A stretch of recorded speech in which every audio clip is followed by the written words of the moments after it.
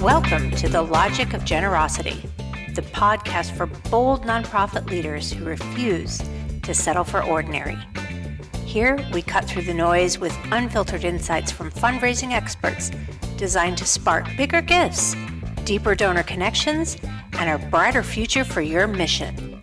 Let's dive in.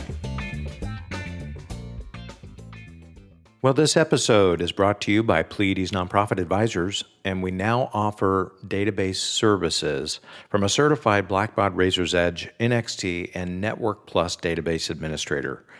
Less friction means more mission. When your data's a mess, your message misses. When it flows clearly, your mission gains momentum. At Pleiades, we design clarity. We bring order to chaos so that your team can focus on what matters.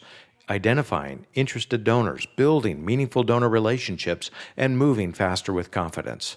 Relevance begins with clean data, the right message, right person, right time, but that only happens when your data is accurate, useful, and accessible.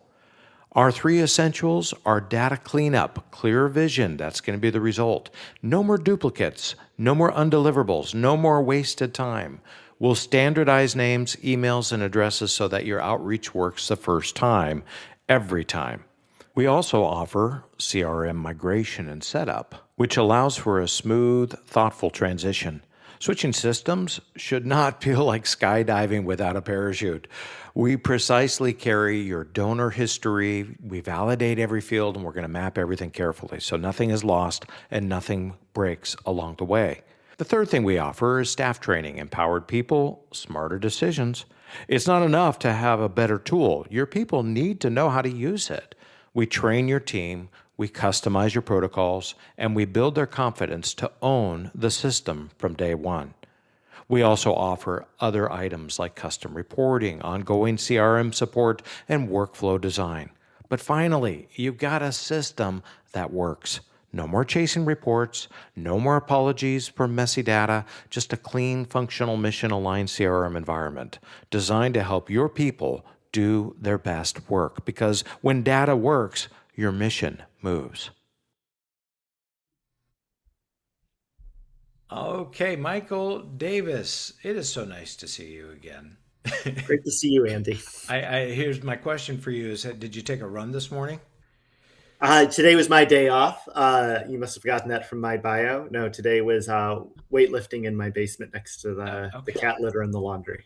Oh, well, that's fun. Well, you and I have talked about your distance running a few times, and I've always just kind of admired it, but not enough to actually do anything on it. So I just pretty much just say, well, that's why Michael's around and much, leaner than me. So that just kind of works out that way. I always say that I'm probably a better person and a better colleague in the office if I've gone running in the morning and burned off some of that energy. So for a second, I thought you were going to say that you're just a better human being than me. And that's true. Won't say it on a podcast, but So I am curious, when you go running, how far do you run like at a given session, or do you change it up every day, or how does that work? Yeah, I don't wear a watch, so I know what I like to do in loops, and I know, if depending on when I wake up in the morning, get out the door, about how far I have to go. But now, in order to kind of tame the inner Type A person, I make sure that I don't have time checks and watches and stuff like that. So I'm not broadcasting out on Strava or whatever it is. It's yeah. Well, that gives me a little insight. I didn't know you were a Type A sort of personality. That's the case? Is that? Yes. Okay, you're wired that way? Oh boy. Now we are mute. So folks, I'm going to just stop this recording. We'll return in just a second. You've changed direction on me. I sure did. Yeah. Well, we're back. Now that we have a computer that's working, thank you for coming back, Michael, and not just like hightailing it out of there and just saying, I'm done.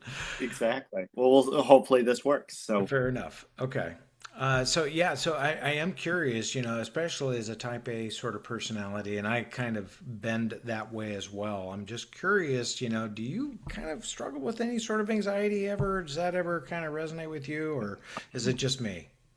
Yeah, and not to tie it totally back to working in philanthropy, but your timing versus somebody else's timing.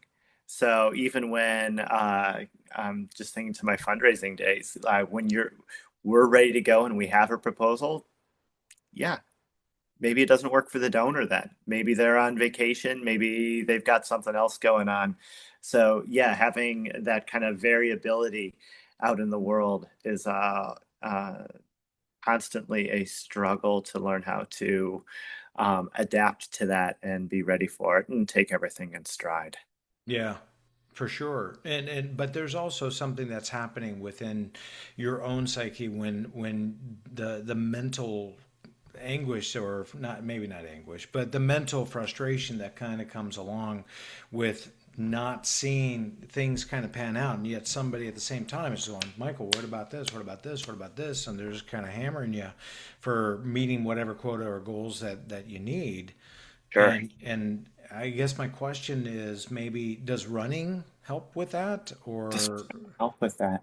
I've been doing it for so many decades. It is just a centering thing. I will tell you that my wife, who is a very driven, competitive person, tracks on a little month by month calendar the number of days she exercises per year and has done so for over a decade. So she has a stack of calendars, and then we'll total up how many days were spent running, how many days were spent going to ballet or Pilates or what have you. And then we'll share with select family members who are into this kind of thing the annual statistics. And I'm currently on a streak where I have taken a single day off of exercise of some sort since a little before Thanksgiving. And it was last week because I had a 7 a.m. flight and didn't get back home till 11. And so oh wow, that day just didn't allow for it. But yes, there's an element of type A, but also it's, I guess, where I get my Zen into and helps center me. So it's I don't know what, I don't want to say two birds with one stone, but it serves a lot of functions for me. it certainly helps. It helps me a lot too, especially knowing that you've run and you're much more pleasant to deal with. No, I'm kidding. Yeah, I could see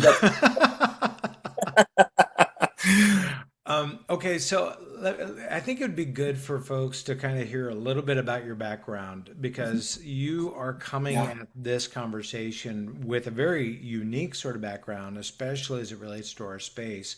Typically, what happens with a lot of fundraisers, they get it tapped on the shoulder saying, hey, you need to do a planned giving program. By the way, you might want to learn some things, that kind of thing. Mhm. Where your situation's kind of unique, can you share with us a little bit about that background, and we'll then kind of unveil how this is going to work today in our Sure. conversation? Yeah, thanks, Andy. So probably like many people, like most fundraisers, I know I didn't know fundraising existed as a profession back when I was in college, or even my first go round with grad school, which was an MFA in creative writing or poetry. Though I have a dear friend in planned giving who saw that I had an MFA and thought it meant Master of Financial Analysis, and it's about as far from that as you can get. I always tell people I could write a good donor call report in iambic pentameter if I really needed to. No, so I came into fundraising. I did one of those student phone fundraising programs, a phone-a-thon for a hot minute was my introduction to fundraising.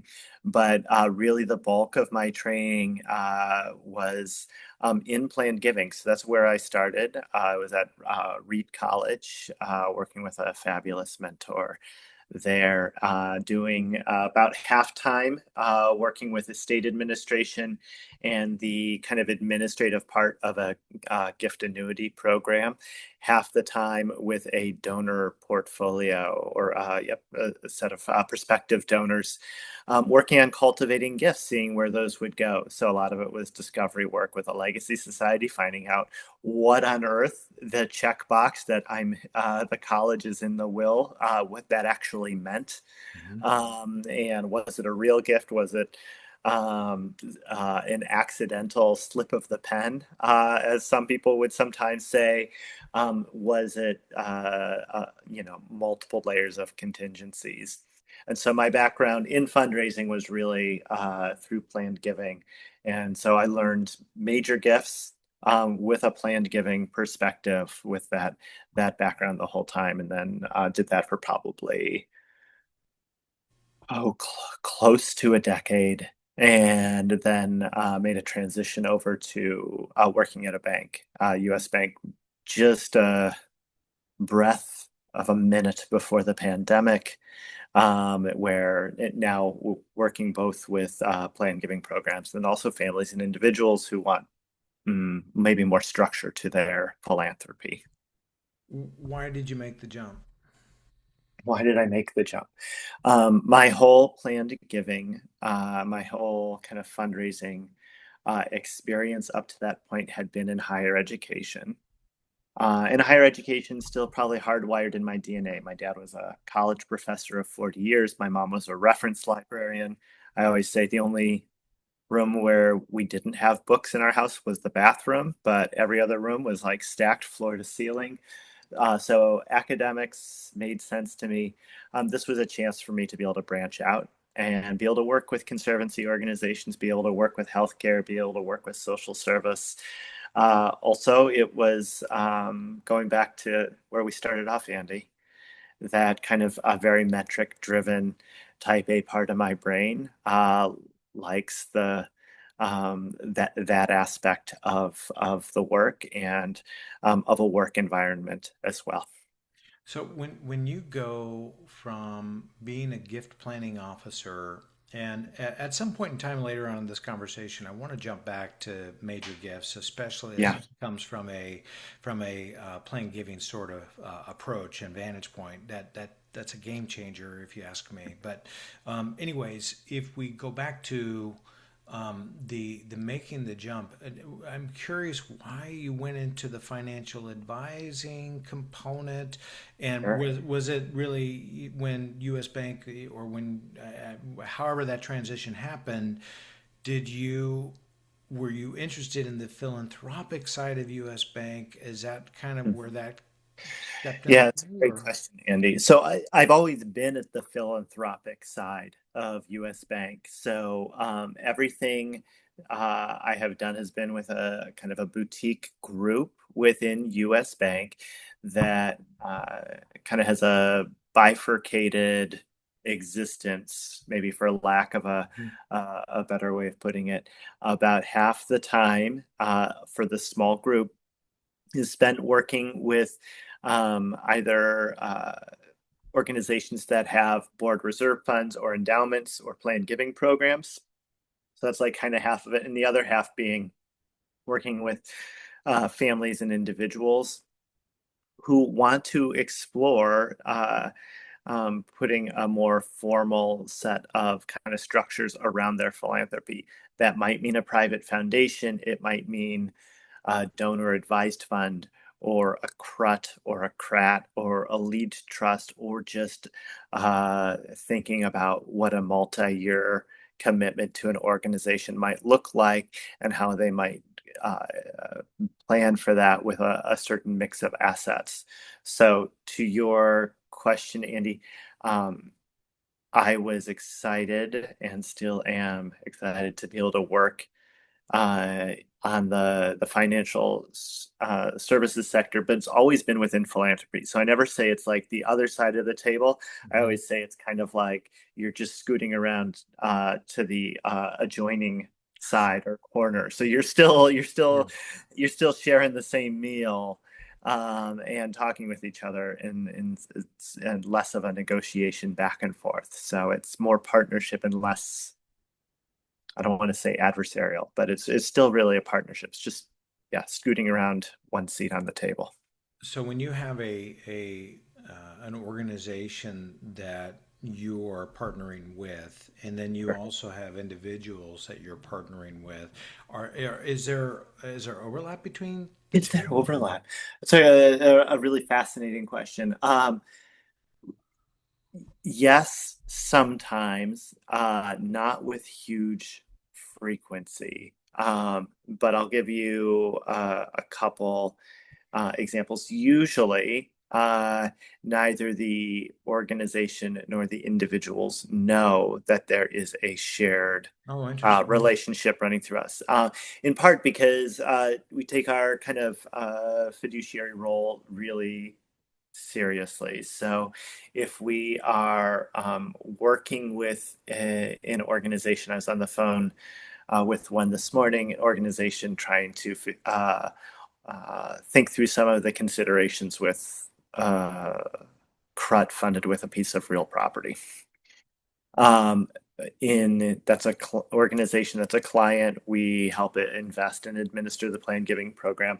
Our client is the organization. Our kind of thought and guidance and advice is for that organization. What do you have to think through if you might be serving as the trustee of a CRUT? Sometimes we will be working with a family or an individual and they want to maybe make a gift to an organization that's a client. But if they are talking to us, they might say, "Do you know this organization?" In which case I'll say, "Yes, they're a client organization, but really here to help you think through your assets, your goals philanthropically. We would not recommend any specific organizations to an individual or family member simply because that organization is a client. In fact, we don't recommend specific organizations. But the story I was going to tell you, and maybe this goes back to something you want to talk about later about the importance of having those relationships with firms when you are working at an organization. Now, I had an individual, oh boy, maybe a year ago, 2 years ago. Andy, time is a blur. And you know what that's like. Had a foundation, still has a foundation, but through an unusual series of events, which we don't need to go into here, had to make a little over $1 million in grant distributions from the foundation within about a 3-week period of time. And so a little of that probably due to some procrastination, a little of that just due to other circumstances. And for this foundation and the family kind of that was associated with it, this was a large jump in terms of how much they were going to be giving out during a grant cycle. And so what they needed to we work with this foundation and it's one of my clients. They said they gave some kind of general geographic guidance as to where they wanted to kind of direct their support, and it was pretty general. And they also said, "And here's an area," and the area was not as general as like healthcare, but not far from it either. Only a little bit more specific. At that moment, couple of organizations came to mind. Some were clients, some were not. You know what I did is I picked up the phone and I called the plan to giving person at each of probably 7 or 8 different organizations and said, "Here's the situation. We're looking for proposals in say the $1 to $250, $500,000 range. What can you turn around here in about a week?" And my first call was to the planned giving officers, even though these were going to be outright gifts from somebody's private foundation.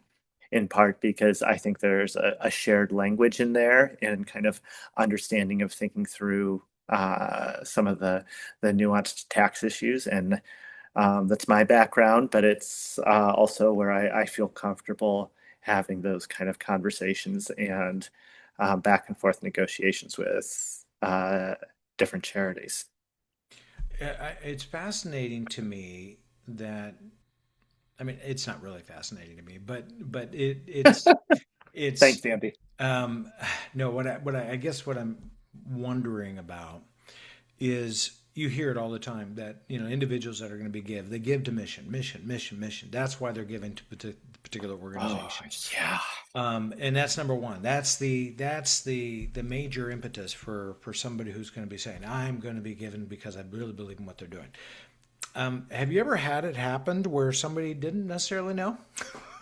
Yeah, that exact situation that I was describing for you, but it was a unique situation. It was somebody who has worked for decade after decade after decade after decade and has amassed some very significant wealth Yeah. and has always wanted to be philanthropic Okay. and has never really taken the time to figure out what that's going to look like and what that's going to mean, and wanted to support the community where they had really made their wealth. That was how the geographic element came in. And then after that, just had, like everybody else, some family circumstances or personal circumstances that said, I'd like to do this, but the time frame was unusual and rushed. So that was an exception, Andy. I agree, though. Otherwise, it's mission, mission, mission, and uh, the tax benefits or ramifications of supporting, a 501(c)(3) conservancy org, or you know, um, a food pantry or cancer research that are going to be the same place to place. It's what aligns most with your own values if you're a donor, and hopefully seeing how those align with the organization. So I think mission and how you explain that and deliver that and build that relationship is really the biggest key. It's interesting that, I mean, without a doubt, mission is very much on the forefront of a lot of folks' minds, and that's very Mhm. true. But then there's also going to be those individuals who are, maybe they're just high net worth individuals, and they're trying to figure out some unique strategies in order to zero out their tax issues. Oh, totally.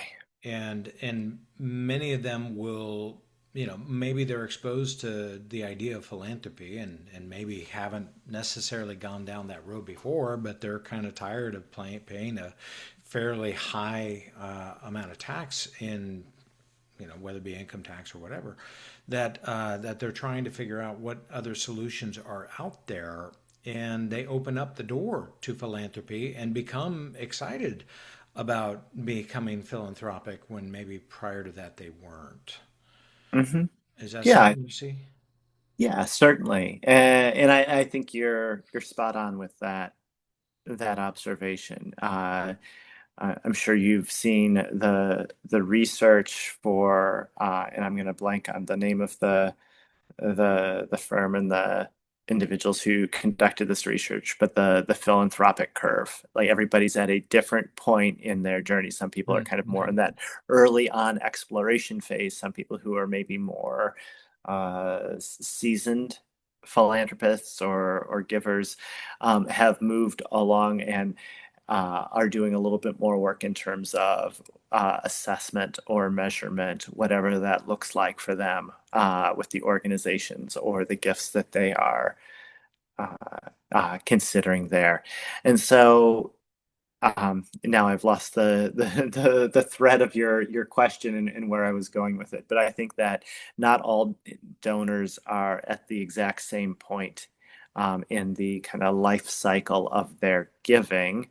But the thing that is going to be compelling to almost any donor is how their values, their worldview aligns with that of your organization, and if you're a fundraiser, how well you articulate that, or how well your organization just aligns. Sometimes it's not perfect alignment, Yeah. and that's tough. Where you, especially if you have a I don't know, compelling personalities or a leader that is really engaging and exciting at the outset and brings in a bunch of new enthusiasm. And as those donors kind of get more involved, maybe they say, this is the place that I really want to make a transformative gift. And maybe they say, this isn't totally for me and I need to shift a little bit. Yeah. And I think you have to be kind of nimble and open to where those conversations will go. Yeah, and I think that's actually a good segue into this kind of thinking, especially as we relate it to nonprofits out there that they do have professional fundraisers that are on staff, and perhaps they Mhm. have a pretty sophisticated development staff. In many instances, we're seeing that a lot of the organizations may not necessarily work in our space. They don't work into the gift planning space. And many of them are, we understand, cash is king, and so let's get, to fundraising, and let's just make sure Sure. that we're getting money in the door. And I can certainly appreciate that. But especially coming from that, not only that donor curve in terms of philanthropy and interest, and maybe that personal journey that somebody has to becoming more and more philanthropic, but Mhm. coming from the gift planning side that creates an entire universe of options that are out there that a donor might be savvy to, that an organization isn't, and or the fundraisers aren't. And Mhm. because they're not too savvy with all of the options that are available, I just got off of a call with one of our clients, and they're wonderful, wonderful group, and they're just learning about gift planning, and it's been an aha moment for them to begin to discover that, oh, what is a life estate reserve? What is a charitable remainder unit trust? What's a gift annuity? How does that work? Or what is a lead trust? And all those things that the giving vehicles offer in terms of their capacity and their versatility. A lot of organizations just don't make this a priority at all.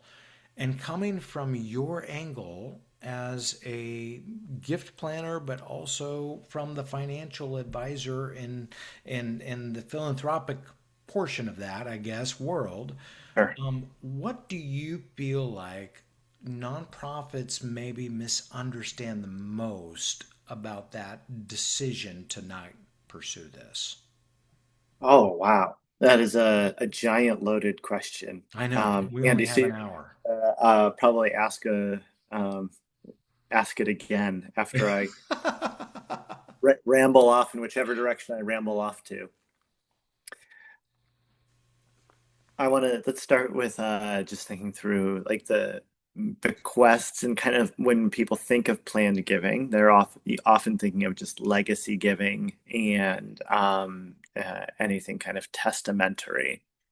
So you're right. Cash is king. Every organization, gosh, especially in this day and age, especially just you can look at the headlines over the past few years, and uh, uh, organizations it's not easy to be a nonprofit right now, and everybody needs dollars today as much as you can get them.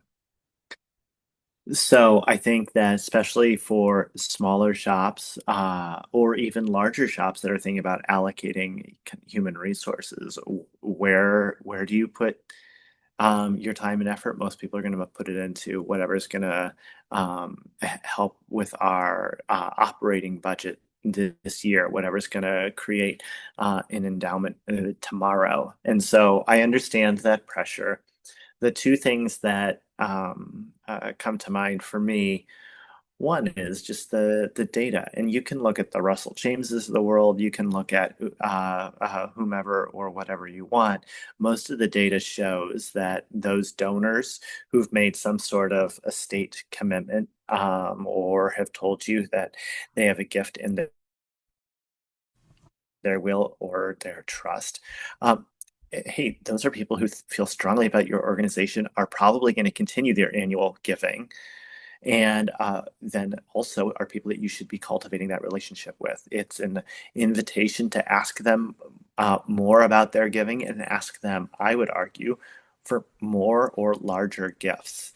And even if you're not going to push for something immediately, you at least have the knowledge that they care deeply about your organization and your mission. And so you should continue to engage with them. The other piece of it, and this is probably where I'll ramble, Andy, so you can like whack me back on the track here in a few minutes. I one of the places where I used to work, one of the colleges where I worked at one point was going through a presidential transition. And during that time, we had an interim president. And the interim president, who had been a longtime staff member and served as general counsel, got up at one of the alumni reunions, got up at the huge luncheon. And unlike the person who had previously been serving as the president, the normal formal president, this gentleman who got up as the interim president gave some remarks, talked about the state of the college, and then said, I'll open it up for Q&A. And there was an audible gasp in the room because this was a packed room of alumni who cared deeply about the college, and everyone thought, oh, who knows what question you're going to get. One of the questions was, it was very pointed, so I hope this comes across. The question was, how does it feel to be just the interim president? To which he responded, one of my favorite replies of all time. Well, everybody's an interim president. With the idea being the organization that was here before I got here, it's going to be here after I leave. And that's true for almost every single leader of a nonprofit organization. We're all just stewards of this place for the time that we're here and serving. So going back to your point, Andy, yeah, cash is king, but also today's not the only day the organization is here and around. If we want it to be viable, if we want the organization to be sustained, not just sustained, but hopefully thrive and flourish in the future, we have a dual mandate of helping with the health of the organization today and laying the groundwork for more in the future. And I think, and I will always argue, that means taking the time to grow some sort of legacy or planned giving program or whatever it is you want to call it. Those testamentary gifts are going to be really important. That you're standing on the shoulders of the planned giving people that have come before you in many cases, and there will be others who stand on your shoulders too. For a lot of our donors that are out there, I feel like today there's maybe a feeling of, maybe the best way to say it is this feeling that there's a bit of a tightening noose, so to speak, especially when it comes to disposable income. And obviously, we understand that the motivations of income tax deduction for a lot of Americans out there has gone down because of standard deduction going up, and so they can't itemize. But then also on the other hand is, so we've seen at least from 2017, or when the Tax Cuts and Jobs Act started in 2018, when that came into play, we saw that a lot of those who were everyday donors and maybe what we would describe as kind of smaller gift donors in many respects, their gifts went down, whereas obviously for those who were higher net worth donors, still itemized and still, gave and perhaps even gave more, and it kind of offset a lot of those donors. And we know that that's going to be changing this year just because of the $1,000 deduction and the 2,000 Right. persons, but for standard deduction keepers. But I guess my question is thinking about like major gift donors. Um, I guess many of them are have their money in assets because that's how they made their money. Right. It's sitting in assets. It's not sitting in a checking account. And so there's got to be something to where they have to move their assets around in order to make income available and to convert it without maybe getting nailed on the tax side, which now Mhm. becomes our space. So the question is, I guess maybe that I'm trying to get to is with limited disposable income and yet needing more major gift donors, how does planned giving or gift planning integrate into major gift fundraising? Yeah, that's a great question. And it's also one of those huge, almost existential questions for the field is how are we relevant in planned giving? How do we stay relevant?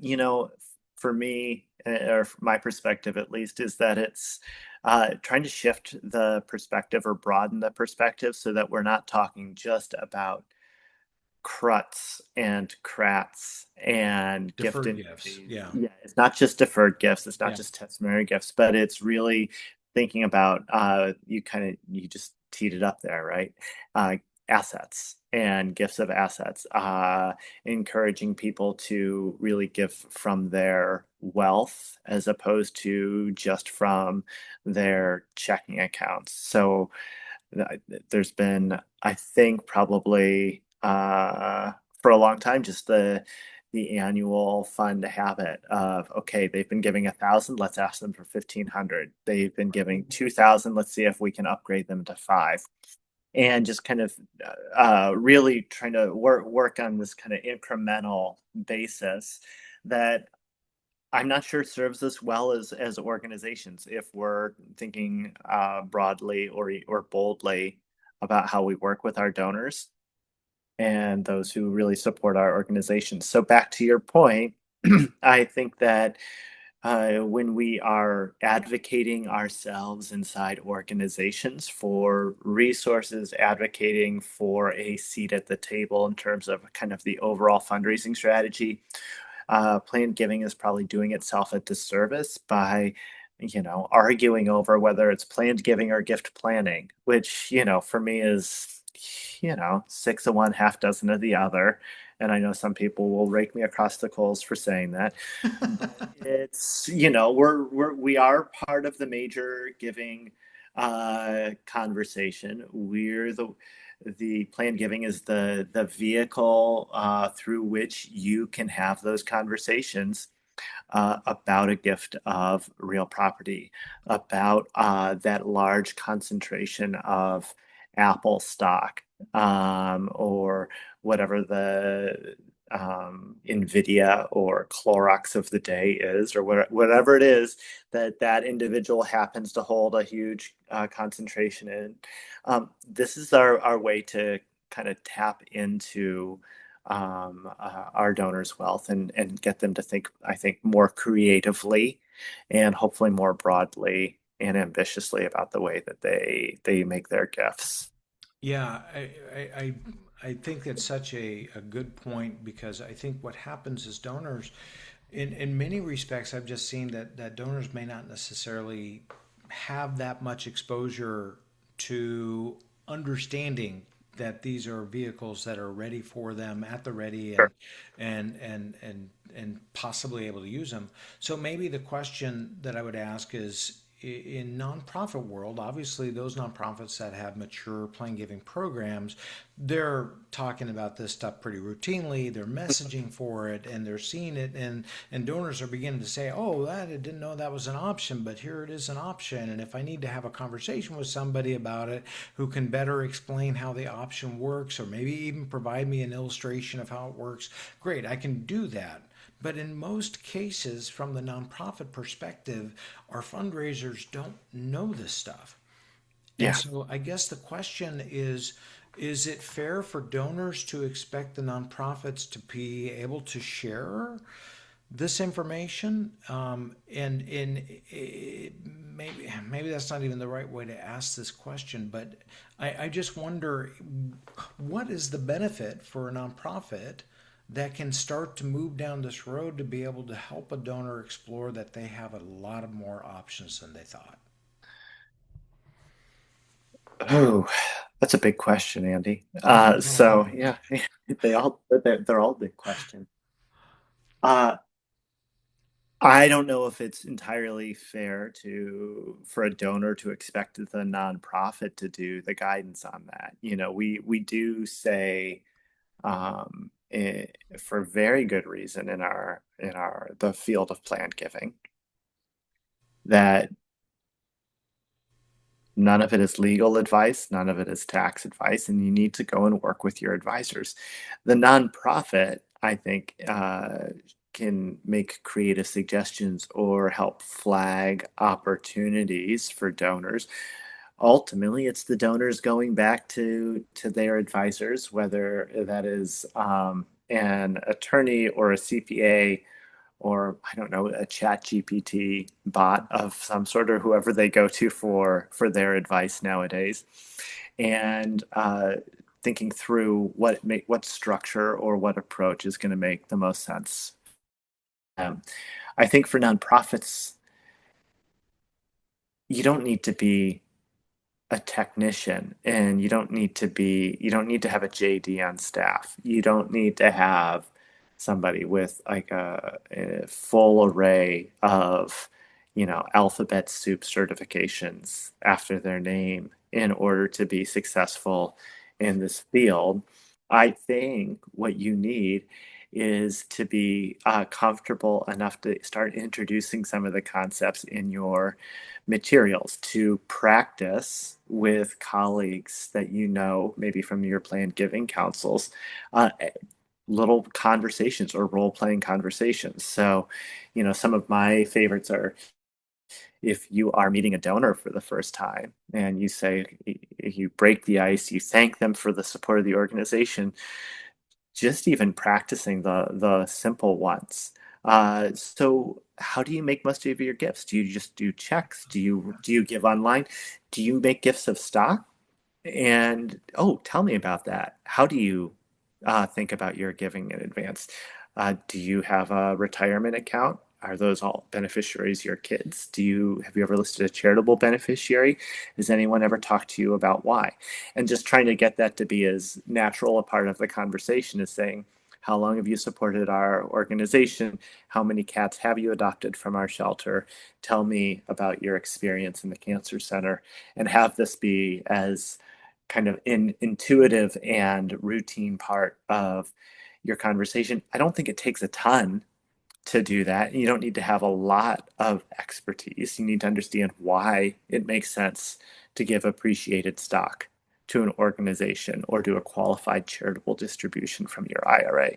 You need some of those basic concepts, or you need to be able to tell a story, whether for your organization or maybe an amalgamation of some other stories that you've experienced over the years about a wonderful bequest donor who had a long relationship with the organization and realized that it was important enough to them that they wanted to leave a larger gift through their estate or through a beneficiary designation, and what that looked like and the impact that had. So I think you need just to be able to practice that, and Yeah. hopefully not practice that for the first time with a donor, but call up your friends at the other council and say, hey, can we go have coffee? And can I just Yeah. practice saying this a few times? It becomes more natural as you do it.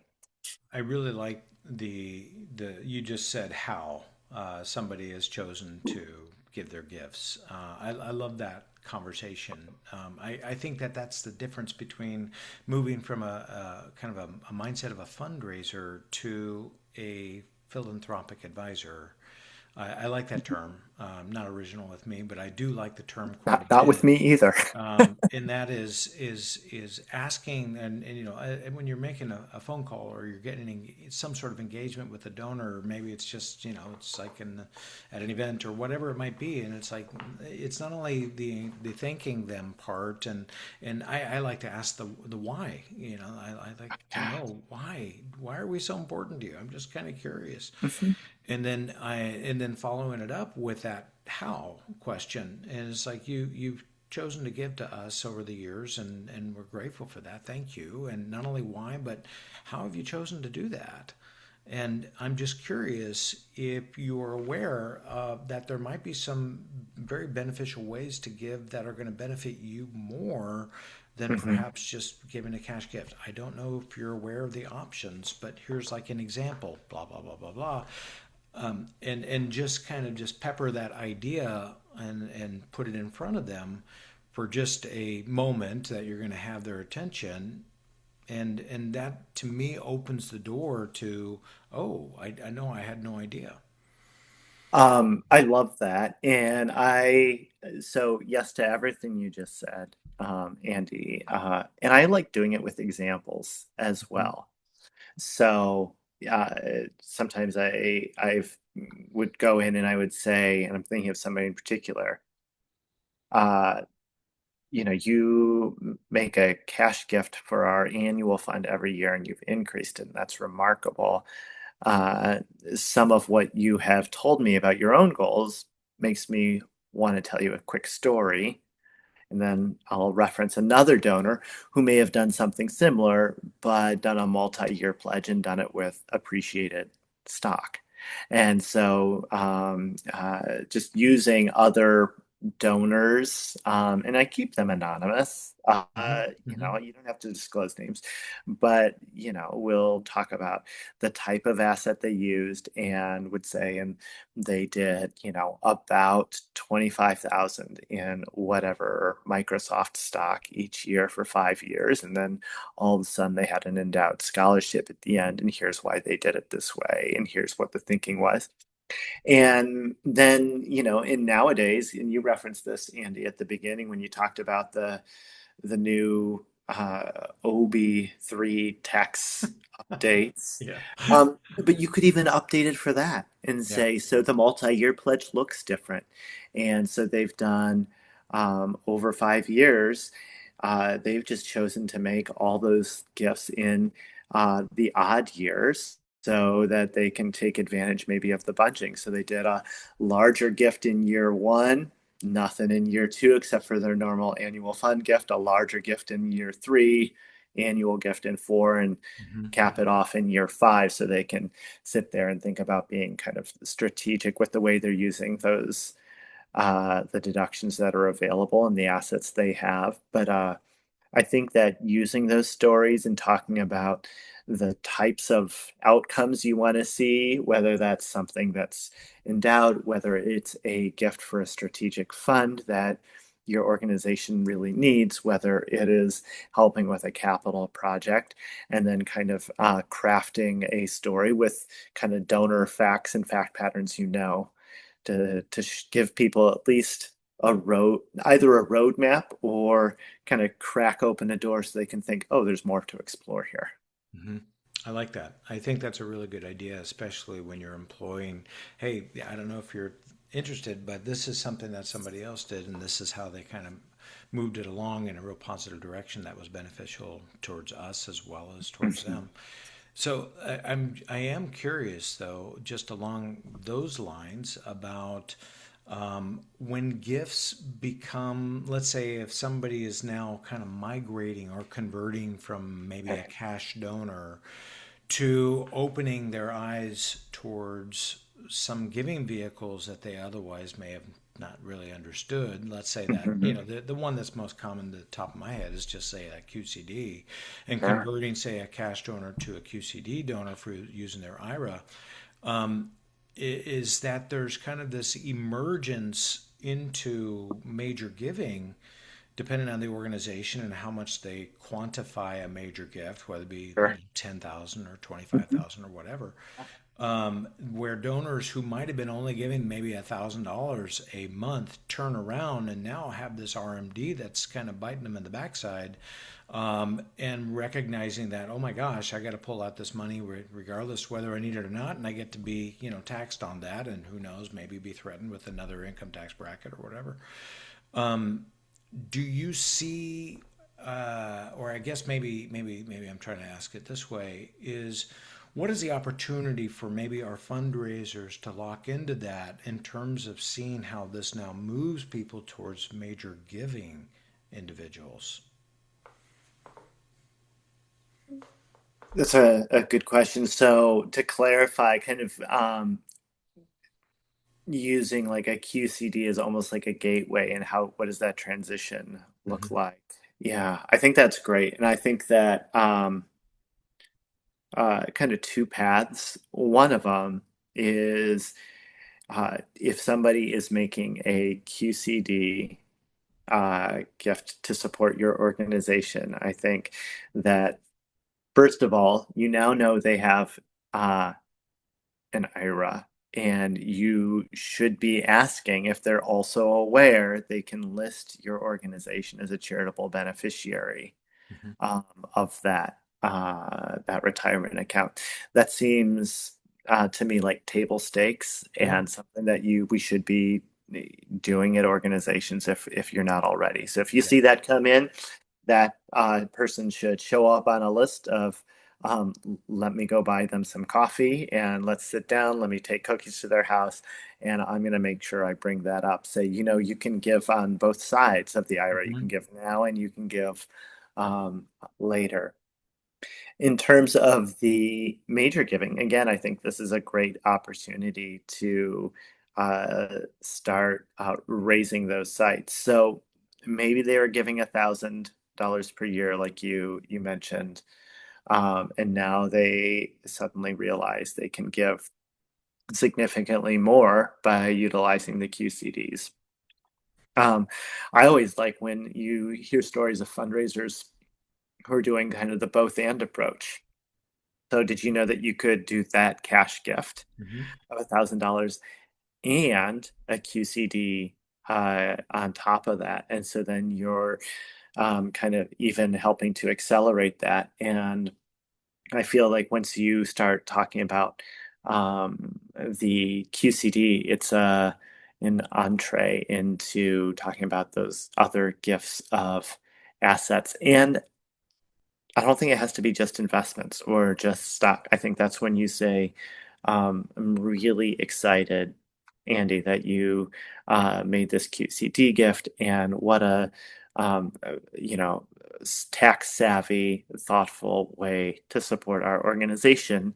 Let me tell you about some other things that we've seen donors do recently. We're talking with someone right now who has a rental property they've owned for 30 years and a little tired of managing it, and they're trying to explore ways that might be able to produce income from them in a trust where they won't have to manage the property, where it would just be converted into a traditional portfolio, and also gift part of it outright to the organization. And just say, now that you're kind of stepping into this more sophisticated arena of giving, which is great, did you know there's a lot of benefits out there? And just kind of try and slowly introduce some of those concepts to your donors, and hopefully see if they can bring in whoever else would be helping them with those types of decisions.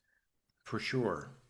And what it ends up doing is especially for those donors who again might have a fair amount of money in their estate, and but it's all kind of caught up in illiquid assets, and so the fact that it's not in their checking account, it's not uncommon for somebody to give the same amount from their checking account to an organization, because they really believe in what they're doing. Every year you're getting 1,000 indefinitely Mhm. for until kingdom Sure. come, that sort of thing. Meanwhile, their estate, is bordering 8 million or plus or whatever, and they're sitting on a fairly large chunk of change that pretty much just continues to build and build and build. And if they're Hmm. to sell it or do that sort of thing, then that's when they get hit, and they don't want to get hit. And so they're not even aware of this. And so it ends up becoming this new gateway to major giving opportunities that may have never been there otherwise.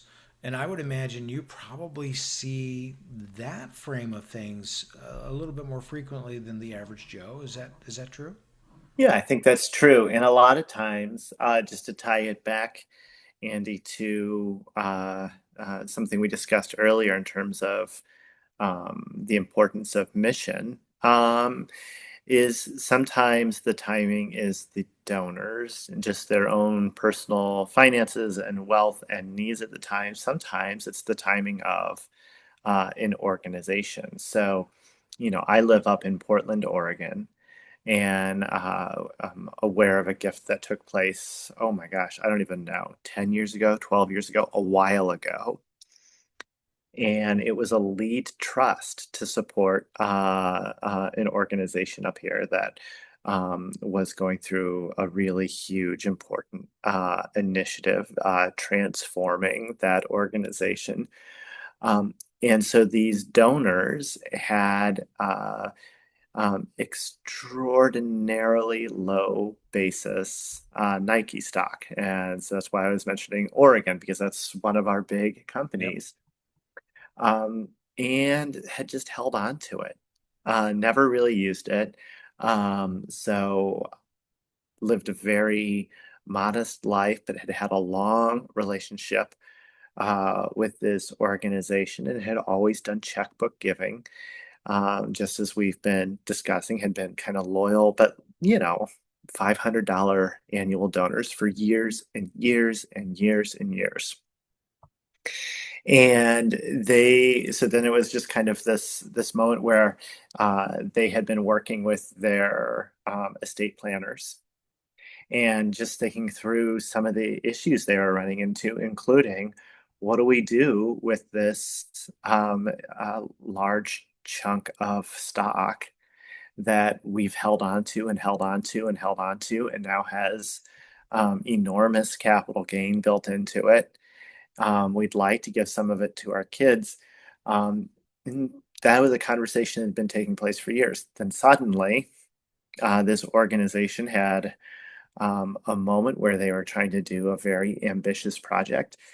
And this was an opportunity where the estate planner was sitting down with a couple and said, "Hey, would you consider doing a lead trust? Let me explain to you what this is and what this looks like, how you can use income from this lead trust to support this organization you really believe in, and at the end, support your kids by gifting that asset back." So I think that there is the mission, and the mission's evolving, right? And it's not a stable kind of or static thing. You have to, with these relationships, keep those conversations going. So sometimes it is the moment of the organization, sometimes it's the moment for your donor. And by practicing these conversations and keeping them ongoing, you can't always predict exactly when those large kind of transformative gifts will happen, but I think they will if you are disciplined and thoughtful about the work that you do, about talking with people about their assets, about talking about people with your mission, about your mission, and keeping those conversations open and dynamic. So even if somebody says no, not today, that's no, not today. Doesn't mean no forever. They haven't slammed the door in your face. They haven't told you to never call again. But keep on checking on people. Send them cards. Send them emails. Go see them once a year. You don't know where those conversations will lead, or what's going to be compelling or when. I do find it interesting that a number of our nonprofits out there, there's maybe it's just the fact that they're not doing a huge amount of messaging for gift planning. And because there's not the messaging, there's really not much to go on outside of just personal conversation. And that presumes that they're able to get in front of a donor to have a personal conversation. So I guess my question is, can you provide our listeners with it's like, look, if you're going to get into the space, which we highly recommend, I'm assuming you recommend it, that's what we do, that you would say, look, if you're going to focus on some basic things in order to get your program moving into the space that we're describing in terms of operating different vehicles and having those different conversations, what would you say to nonprofits? Look, you know what, Oh, here's the top 3 things or top 5 things or whatever. yeah, I think that's a great question. And my background is planned giving and major giving. So that's the one-on-one donor cultivation and asks. And I know not everybody has the time and for that. But also, we know a lot of gifts just have to come through messaging and marketing and being consistent with that. Andy, you know more about marketing in your pinky fingernail than I'm going to accumulate in my lifetime. Don't know about that, Okay, well, but maybe your okay. thumbnail.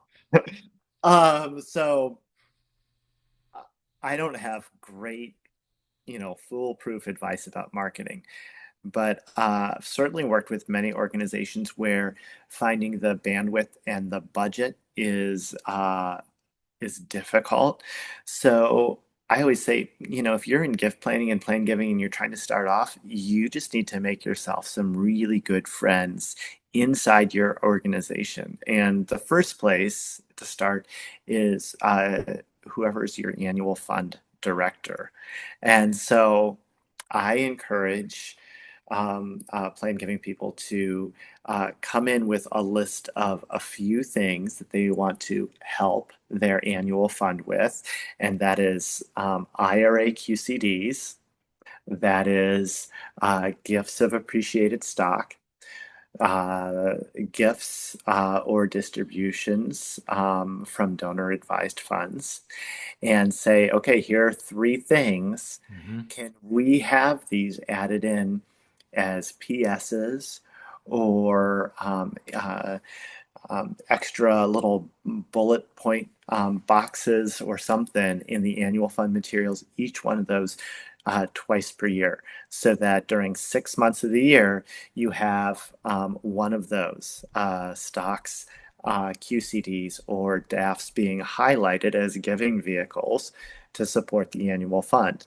Well, if a gift comes in from one of those, um, if you are so lucky as to have a prospect researcher, go research that person Mm-hmm. immediately and find out. But at the very least, you should be picking up the phone and saying, "Oh, wow, thank you. What a fabulous gift. Tell me a little bit more about why you support our organization." Every one of those people at that point, if they are donating from one of those, means they have an asset. Mm-hmm. It means that they also have a level of sophistication or advisors that agree with them or might be able to help them with this gift. And so those are all suddenly, as far as I'm concerned, major or planned giving prospects. So I say that's free. It's just some goodwill that you need to generate between yourself and whoever's in charge of your communications in the annual fund. And the one other is making it easy for people to tell you that they have made a gift to your organization in their will or trust or through a beneficiary designation. So when you go online and you check, I'm going to give $25 or $100 or whatever those little click button things are, that when you're doing the gift checkout page and you're putting in your name and your address and what have you, you should also be able to click a little box, um, not that says, I want more information about wills or trusts, even though I know that's a popular one. I like it when they say, I've included Yep. your organization, and just say it. And oh, gosh, I mean, it's easy for them to tell you. They don't have to Mhm. do a separate phone call. Again, pick up the phone right after you see that.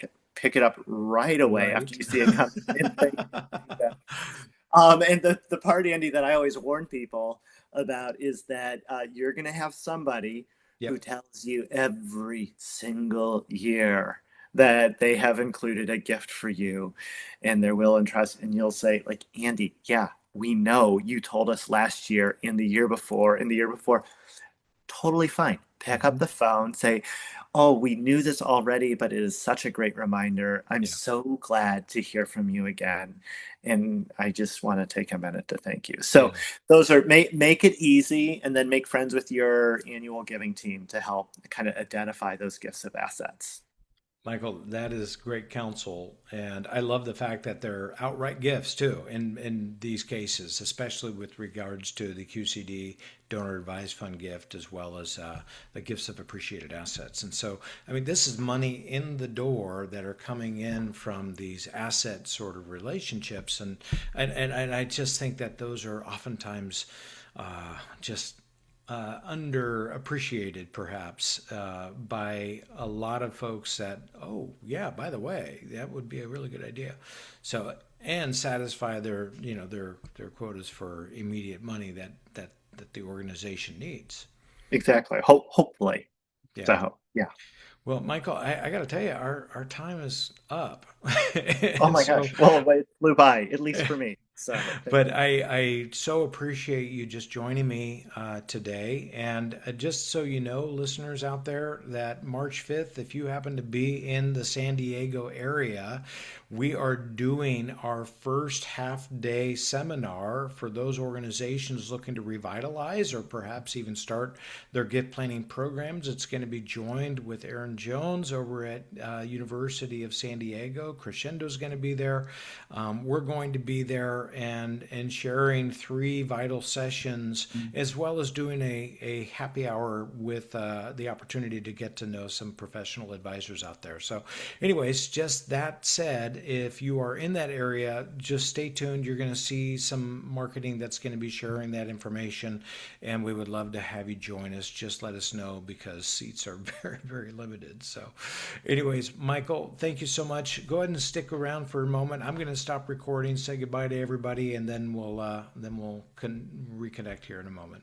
Bye, Perfect. everybody. Thanks, Andy. Bye, Thank you. everybody.